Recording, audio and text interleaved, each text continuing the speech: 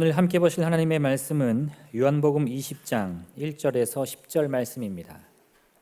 요한복음 20장 1절에서 10절 말씀 제가 봉독하겠습니다.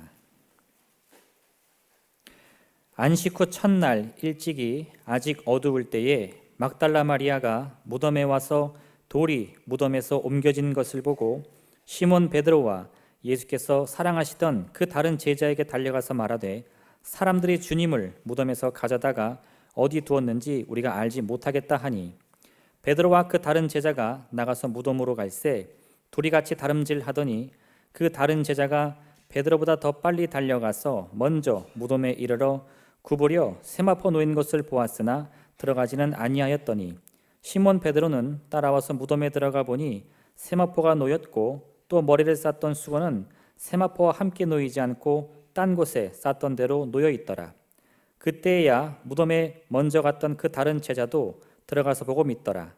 그들은 성경에 그가 죽은 자 가운데서 다시 살아나야 하리라 하신 말씀을 아직 알지 못하더라. 이 두 제자가 자기들의 집으로 돌아가니라. 아멘. 오늘은 부활절, 부활주일입니다. 여러분, 부활절 하면 무엇이 생각나십니까? 오늘 예배 마치고 돌아갈 때 아마 여러분들에게 나누어 드릴 계란을 생각하는 분도 계실 거고, 또 부활절 하면 흔히 우리가 성화나 영화에서 보듯이 무덤과 그 앞을 막은 돌을 생각하는 분도 계실 겁니다. 그리고 부활절 하면 찬송이 생각나는 분들도 있을 겁니다. 우리 오늘도 찬양대에서 아름다운 찬송을 해주셨지만 성경에는 부활 찬송이 굉장히 많습니다. 그런데 이 부활 찬송을 사실은 부활절에 다 부르지는 못합니다.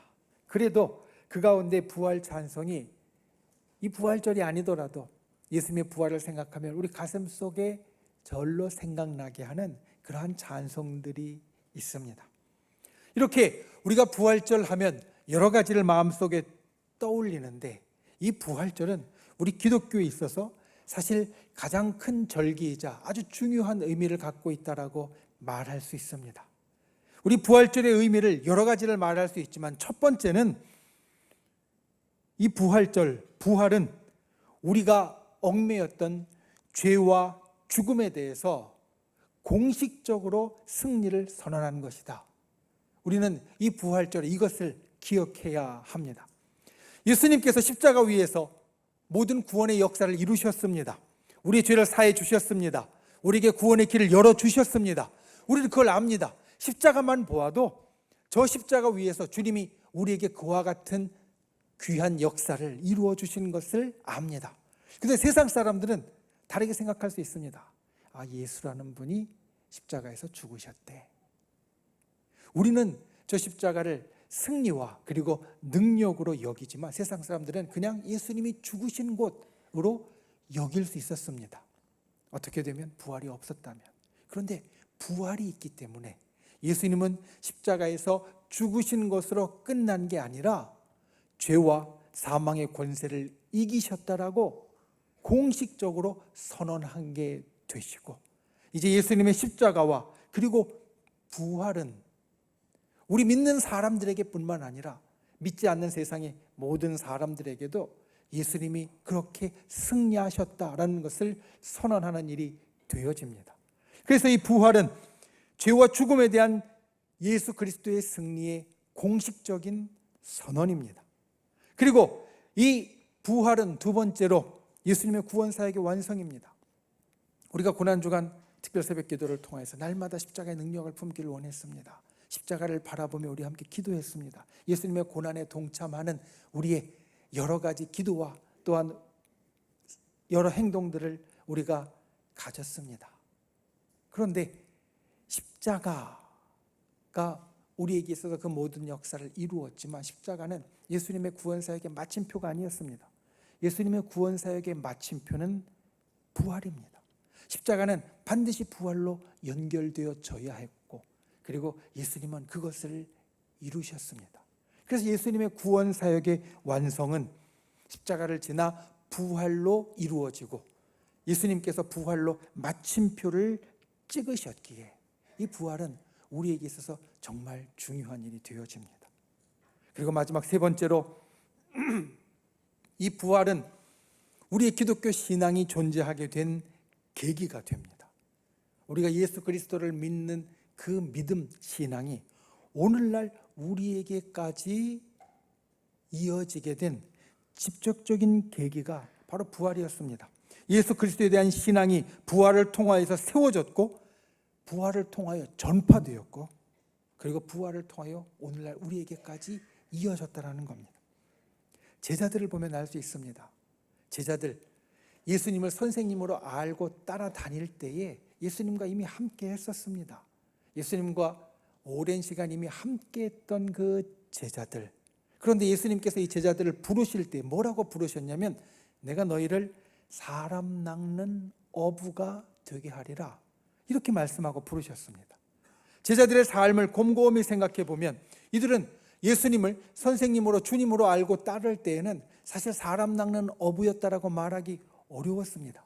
그런데 예수님의 부활을 계기로 이들은 실제로 사람 낚는 어부가 됩니다. 그들의 믿음과 예수 그리스도를 향한 그 고백이 견고해집니다. 그리고 그것들이 전파되어지고 오늘날 우리에게까지 이어져 왔습니다. 그래서 예수님의 부활은 우리 기독교 신앙이 이 땅에 지금까지 있게 된 직접적인 계기가 됩니다. 그리고 오늘 우리가 함께 보는 요한복음 20장 1절부터의 말씀은 바로 그 부활의 아침에, 그 부활의 새벽에 어떤 일이 있었는지를 우리들에게 이야기해 줍니다. 그 부활의 새벽에 예수님을 만난 사람들이 있었습니다. 그리고 그 부활의 새벽에 예수님을 만난 사람들처럼 오늘 우리가 이 부활절에, 부활주일에 주님 앞에 예배하면서 우리도 이들과 같이 주님을 만나고 이들과 같이 이 부활의 놀라운 은혜와 능력을 소유하는 귀한 역사가 있기를 예수님의 이름으로 축원을 드립니다. 오늘 말씀의 제목이 부활을 만나는 신앙입니다.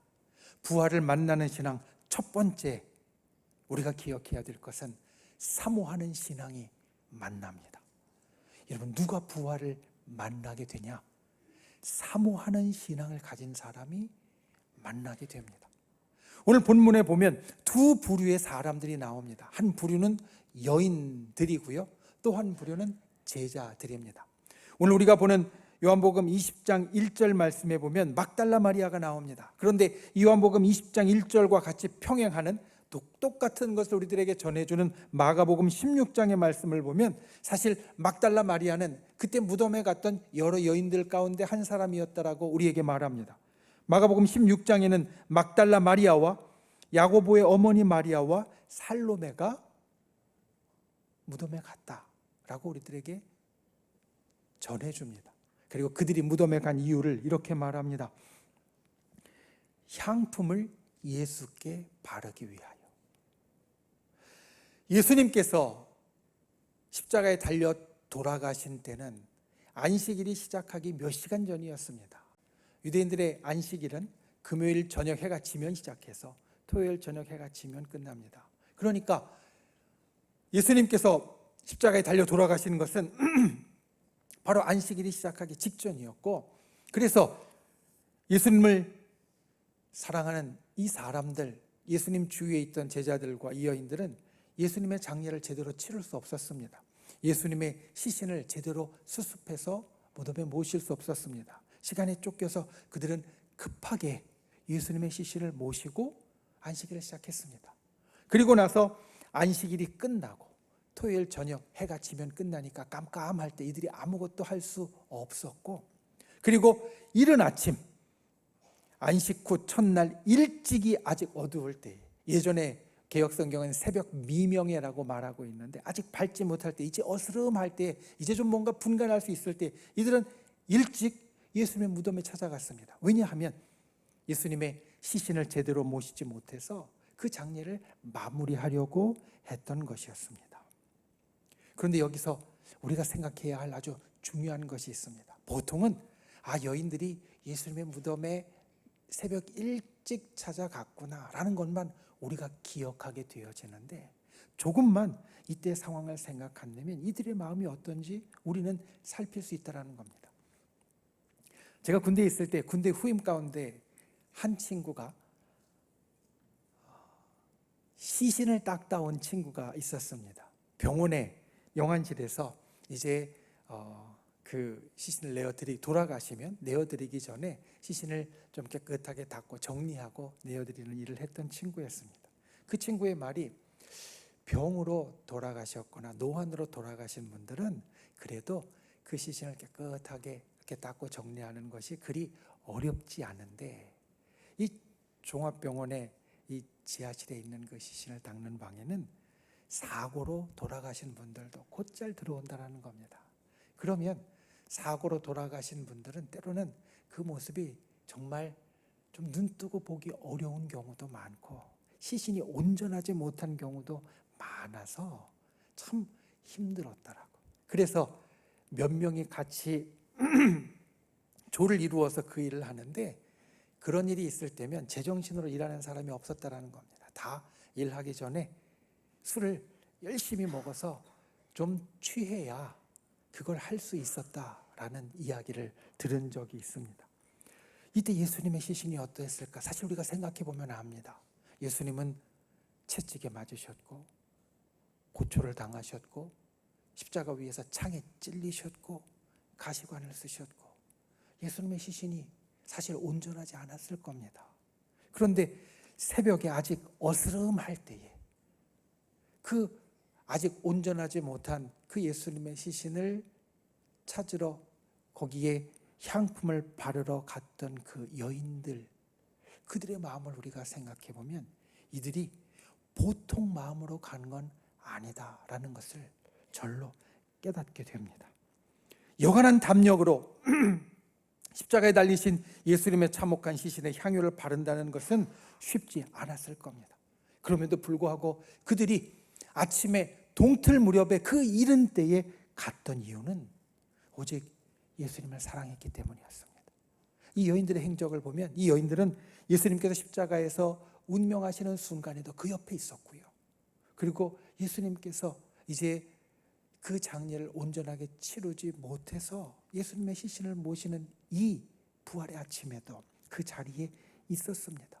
그들의 마음 가운데에는 예수님의 시신을 제대로 모시지 못한 미안함, 그리고 예수님의 시신을 그래도 한 번이라도 더 잘 해드리려는 사모함이 더 컸던 것입니다.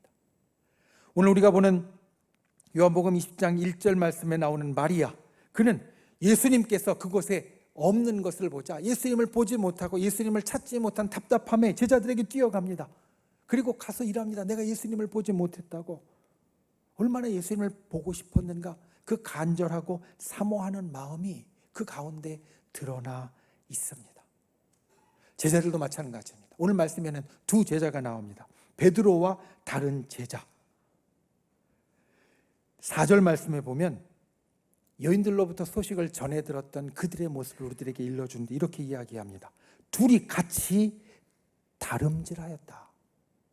이들이 예수님의 그 무덤으로, 예수님의 시신을 모셨던 무덤으로 뛰어갔다라는 겁니다. 무슨 이야기를 듣고? 우리가 예수님의 시신을 찾지 못했다라고, 예수님을 보지 못했다라고 그 이야기를 듣고, 이들의 마음 가운데 행여나 무엇이 잘못되었나 이런 마음이 들었을 것이고, 그들은 한달음에 그곳으로 달려갑니다. 어떤 마음으로 갔는가 우리는 능히 짐작할 수 있습니다. 이 제자들의 마음에도 예수님을 사모하는 마음이 있었기에 그 예수님이 행여나, 그 예수님의 시신이 행여나 잘못되지 않았나 한달음에 달려간 것입니다. 오늘 본문에 부활의 아침에 예수님을 처음 만난 사람들, 그 사람들은 모두 다 예수님을 보고 싶은 마음, 예수님을 간절히 사모하는 마음으로 채워져 있는 사람이었습니다. 사모하는 마음을 가진 사람이 부활하신 예수님을 만납니다. 그것은 오늘도 동일합니다. 우리가 예수님을 사모하는 마음이 있을 때 우리가 그 예수님을 만납니다. 그래서 우리는 마음에 예수님을 사모하는 것을 항상 채워야 합니다. 저 여러분이 이와 같이 예수님을 사모하는 분들이 되시기를 주님의 이름으로 축원을 드립니다. 예수님을 진정 사모하는 신앙이 예수님을 만날 수 있습니다. 예수님을 진정 사모하는 사람이 예수님의 부활의 생명을 소유할 수 있습니다. 이 부활의 아침에 예수님을 처음 만난 여인들과 제자들처럼 모든 두려움과 모든 장애를 뛰어넘어서 주님을 전심으로 사랑하는 분들이 되실 수 있기를 예수님의 이름으로 축원을 드립니다. 진정 주님을 사랑하고 사모하고 진정 우리 가슴 가운데 귀하게 품는 저와 여러분, 그래서 이들처럼 부활의 주님을 만나는 귀한 분들이 되시기를 예수님의 이름으로 축원을 드립니다. 두 번째, 부활을 만나야 변합니다. 부활은 사실 기적 중에 가장 큰 기적이고 믿기가 참 어려운 사건이었습니다. 생명이 죽음으로 나아가는 것은 쉽지만 죽음이 생명으로 바뀌는 것은 참으로 어려운 일이기에 부활은 그 자체가 아주 큰 기적이었습니다. 그리고 이 큰 기적은 곧잘 사람들로 하여금 잘 믿지 못하도록 만듭니다. 예수님의 제자들도 동일했습니다. 오늘 예수님의 제자들이 나오는데 이 예수님의 제자들은 사실 부활에 대해서 익히 듣고 보았던 사람들입니다. 예수님께서 십자가에 달려 돌아가시기 바로 직전에 이들은 무엇을 보았느냐? 나사로가 부활하는 것을 보았습니다. 이들은 부활이 진짜 있다는 것을 보았습니다. 그리고 예수님께서 이 한 주간 동안 제자들에게 3번이나 이야기하셨습니다. 내가 죽었다 다시 살아날 것이다. 살아나야 할 것이다. 3번이나 부활에 대해서 예언을 하셨습니다. 그런데 오늘 말씀을 보면 9절 말씀에 아직도 그들은 깨닫지 못했었다라고, 죽었다가 다시 살아나야 하리라 하신 말씀을 아직도 깨닫지 못했었다라고 우리에게 말합니다. 왜냐하면 부활이 정말 큰 일, 큰 기적이기 때문입니다. 아직 부활을 믿지 못했던 사람들, 그런데 그들에게 변화가 생깁니다. 어떤 변화가 생기는가? 오늘 말씀 8절을 보면 들어가 보고 믿었다. 우리에게 보고해 주는 것이 바로 이것입니다. 들어가 보고 믿었다. 말씀에 나오는 두 제자는 베드로와 그리고 다른 제자라고 말하고 있습니다. 함께 했던 이 다른 제자는 요한입니다. 베드로와 요한, 이 두 사람은 초대교회의 아주 뛰어난 지도자였습니다. 예루살렘 교회의 목사님들이었습니다. 사도들 중에 가장 뛰어나다고 말할 수 있는 사람들이었습니다. 성경에 이들을 향하여 붙인 수식어를 보면 우리는 그것을 알 수 있습니다. 베드로를 향하여서는 예수님의 수제자다, 첫 번째 가는 제자다 라고 말하고 있고, 요한을 향하여서는 가장 사랑하는 제자다, 사랑받는 제자다, 그런 표현을 성경은 우리들에게 해주고 있습니다. 그러니까 이들은 사도로서도 가장 앞선 사람이었는데 이들이 그 앞선 사람으로서 일으켰던 기적들을 성경 우리들에게 여러 개를 이야기합니다. 사도행전 3장에 처음 사도들이 일으켰던 기적 가운데 하나인 안진뱅이를 일으키는 사건, 성전 미문에 있었던 사람, 나면서부터 걷지 못했던 사람을 일어나 걸으라 라고 선포하며 치유하는 사건, 그 일을 행한 사람이 바로 베드로와 요한이었습니다. 베드로와 요한은 이러한 기적을 행하는 사람, 기적의 사람들이었습니다. 우리가 우리의 삶에 기적이 일어나기를 원할 때 베드로와 요한같이만 되면 좋겠다라고 생각할 겁니다. 그런데 이들이 그와 같이 기적을 일으킬 수 있었던 계기는 바로 오늘 이들이 부활을 만나고 믿게 되었을 때, 이들이 부활을 만나고 믿게 되었을 때 이들이 이러한 기적의 사람으로 변하였다라고 성경은 우리에게 이야기해 줍니다. 이번 말씀드린 대로 부활은 세상의 상식을 깨는 일입니다. 세상의 상식은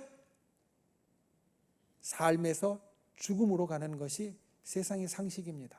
세상에 살아있는 모든 것들은 언젠가 죽음을 맞이하게 된다. 그런데 죽음에서 생명이 되는 것은 상식을 거스르는 사건입니다. 이 상식을 거스르는 사건은 우리에게 큰 믿음이 필요합니다. 그리고 또 하나, 이 부활이 우리에게 꼭 믿음으로 이루어져야 할 사건인 것은 나에게 이루어질 일이기 때문입니다. 여러분, 우리는 부활할 것입니다. 우리는 부활할 것입니다. 예수님을 따라서 분명히 부활할 것입니다. 그런데 우리가 예수님의 부활을 만나고 믿지 못한다면 나의 부활도 만나지 못하고 나의 부활도 믿지 못할 것입니다. 그래서 부활을 만나는 신앙이 우리에게 중요합니다. 우리의 믿음의 선배들을 보면 이 부활을 만나는 신앙이 그들의 아주 중요한 신앙 고백 가운데 있었던 것을 알게 됩니다. 초대교인들, 우리 믿음의 저 선진들 가운데 가장 처음인 초대교인들, 그들은 참으로 힘든 믿음의 삶을 살았습니다. 곳곳에서 박해를 당하였고 순교가 매일매일 일어나는 사건이었습니다.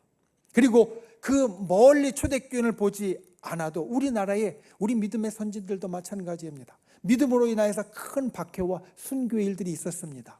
일제치하에서 우리 믿음의 사람들이 많은 박해와 순교를 당하였고 또 한국전쟁 당시에도 많은 사람들이 박해와 순교를 당하였습니다. 그런데 그들이 박해와 순교의 현장 가운데에서 버틸 수 있었던 이유, 그것은 그들이 예수님의 부활을 만났기 때문입니다. 그리고 예수님의 부활이 나의 부활이 되는 것을 믿었기 때문입니다.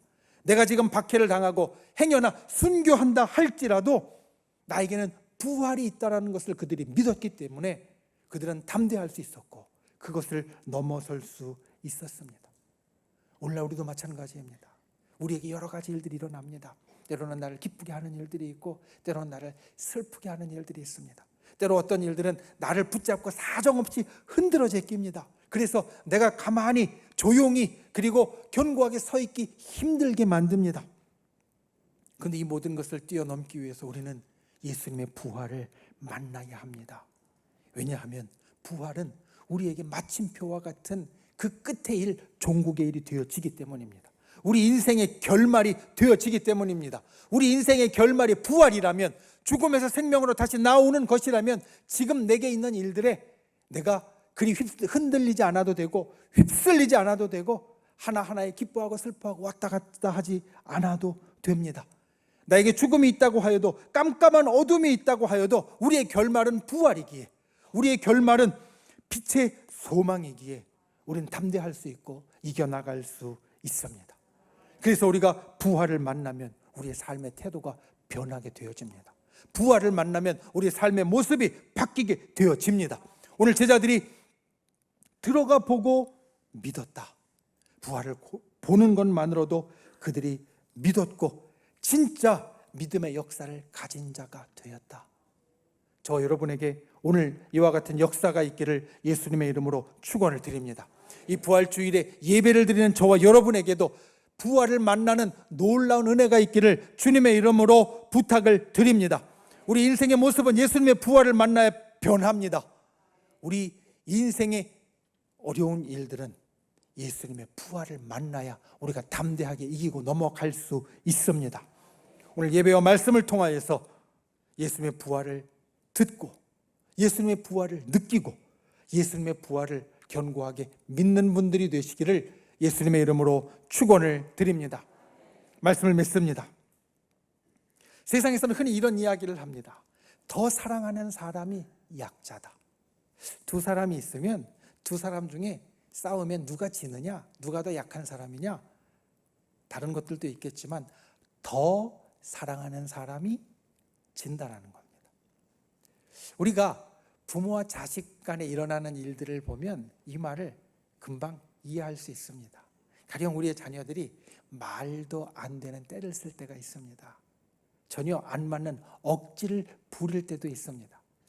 그런 것을 들으면 부모님들이 처음에는 안 된다고 이야기를 합니다.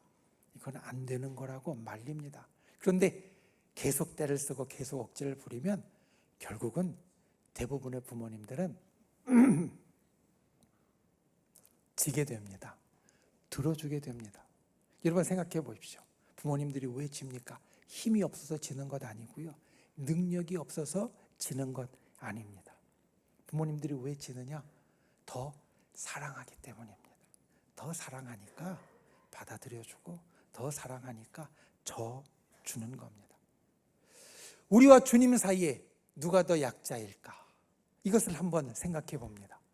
더 사랑하는 사람이 약자라고 했는데 우리와 주님도 서로 사랑하는 관계 속에 있을 때 누가 더 약자일까? 여러분, 누가 더 약자가 되겠습니까? 우리가 약자일까요? 아닙니다. 주님이 약자이십니다. 주님이 약자이시기에 우리의 억지를 받아주셨습니다. 내가 죄를 짓고 내가 잘못해도 나 책임지기 싫어요 라고 억지 부릴 때 주님은 이 땅에 오셔서 그분의 모든 것을 내어주심으로 우리에게 구원의 길, 또 천국의 길을 열어주셨습니다. 우리가 주님 앞에 억지 부릴 때 주님은 모든 것 다 내어주심으로 그래 괜찮아 그래도 괜찮아 나한테만 와 이렇게 얘기하시고 받아주셨습니다.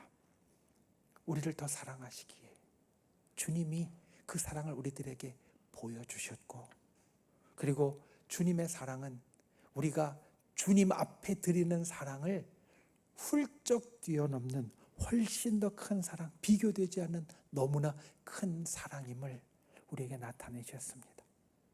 이 부활주일에 저 여러분이 그와 같이 사랑을 받은 자이다, 이것을 기억할 수 있기를 원합니다. 그리고 그 주님의 사랑에 우리도 주님을 사모하는 마음으로 나아갈 수 있기를 원합니다. 예수님이 부활하셨습니다.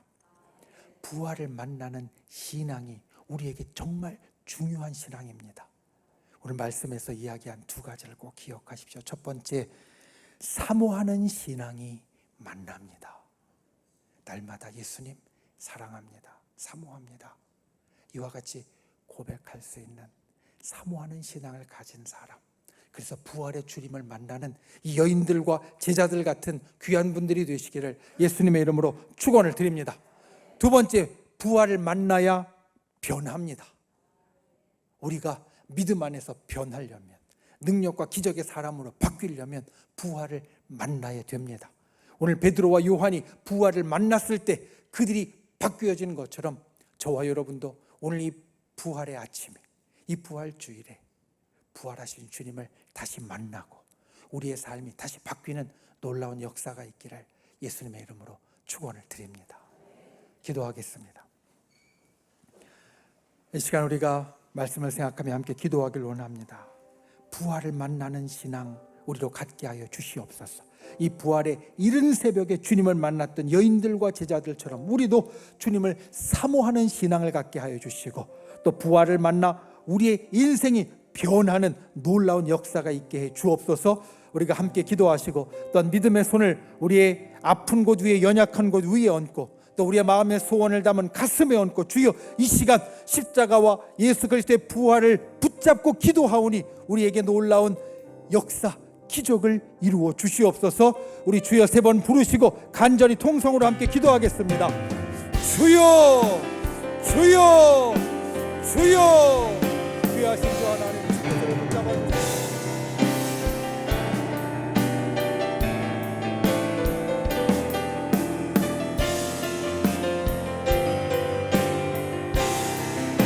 주님 함께하여 주시옵소서. 주님의 놀라운 은혜와 능력으로 우리를 살펴주시옵소서. 부활을 만나는 자 되게 하여 주시옵소서. 우리가 주님을 사모하는 마음을 가진 자 되게 하여 주시고, 주님의 부활을 만나 우리의 인생이 변해지는 놀라운 기적 역사가 있게 하여 주시옵소서. 이 시간 믿음의 손을 놓고 간구하는 제 백성들의 기도에 응답하여 주시되, 주여 진실로 우리 가운데 하늘의 놀라운 기적이 일어나게 하여 주시고, 십자가의 승리와 부활의 생명이 일어나게 하여 주시옵소서. 간구하는 심령들마다 주께서 놀랍게 역사하여 주시옵소서. 참 좋으신 아버지 하나님, 우리를 위하여 구원의 역사를 예비하셨고 예수 그리스도의 십자가와 부활의 생명과 능력을 주시니 감사를 드립니다. 오늘 이 부활주일에 이 아침에 주님 앞에 예배하며 우리가 부활을 만나는 하나님의 자녀가 되게 하여 주시옵소서. 사모하는 신앙이 주님을 만납니다.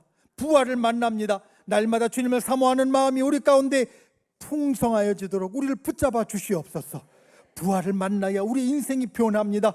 주님, 진실로 예수 그리스도의 부활을 오늘 다시 우리가 만나고 우리가 듣고 믿는 자 될 수 있도록 우리를 붙잡아 주시옵소서. 이 시간 믿음의 손을 얹고 간구한 우리의 기도 응답하여 주실 줄 믿습니다. 우리의 병든 것, 우리의 연약한 것, 우리의 마음의 간절한 소원들과 곤고한 것 주님 앞에 아뢰었습니다. 주님 응답하여 주시옵소서. 치료하여 주시옵소서. 역사하여 주시옵소서. 회복시켜 주시옵소서. 우리를 구원하신 나사렛 예수의 이름으로 명하노니 우리를 둘러싼 모든 어둠의 세력들은 묶음을 놓고 떠나갈지어다. 죽음을 이기고 부활하신 예수 그리스도의 이름으로 명하노니 우리를 올가매고 있는 모든 사망 권세와 병만은 이 시간 묶음을 놓고 떠나갈지어다. 우리를 가로막고 있는 모든 악한 마귀 사단의 권세는 이 시간 그리스도의 권능으로 무너질지어다. 주의 진실로 주의 사랑하는 백성들의 삶에 십자가의 승리가 나타나게 하여 주시고 부활의 생명이 이루어지게 하여 주시옵소서. 돌아가는 발걸음 지켜주시고 한 주간 주님 앞에 살아갈 때에 오늘 부활을 만난 자로 주님 부활의 생명과 소망이 우리의 삶에 풍성하게 충만하도록 성령께서 인도하여 주시옵소서. 예수님의 이름으로 간절히 기도하옵나이다. 아멘.